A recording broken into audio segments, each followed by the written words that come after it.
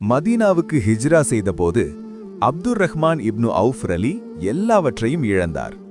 பணமில்லை, வீடில்லை, சொத்தில்லை. அப்போது அன்சார் சஹாபா சாதுர் அலி அவரை வீட்டுக்கு அழைத்து சொன்னார், என்னுடைய செல்வத்தின் பாதியை உங்களுக்கு தருகிறேன். எவ்வளவு பெரிய மனசு! ஆனால் அப்துர் ரஹ்மான் ரலி என்ன சொன்னார் தெரியுமா? அல்லாஹ் உங்களை ஆசீர்வதிப்பாராக, எனக்கு சந்தையை காட்டுங்கள். ஓ! அவர் உதவி கேட்கவில்லை, வேலை செய்ய முடிவு செய்தார். சந்தைக்கு போய் சிறிய வியாபாரம் ஆரம்பித்தார். மெதுவாக, நேர்மையாக அவர் வளர ஆரம்பித்தார். சில நாட்களில் அவர் சம்பாதித்து திருமணம் செய்து கொண்டார். பின்னர் அவர் மிகப்பெரிய செல்வந்தராக ஆனார். ஆனால் முக்கியமானது என்ன தெரியுமா? அவர் செல்வத்தை அல்லாவுக்காக கொடுத்தார். கிஸ் கதையின் பாடம் யூஸ் ஃபார் லைஃப்.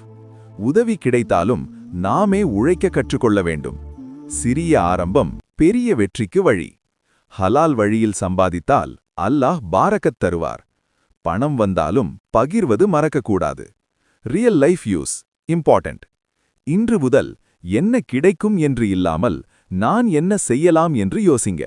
சிறிய வேலை கூட ஆரம்பிங்க. கன்சிஸ்டன்சி வைத்தால் சக்சஸ் வரும்.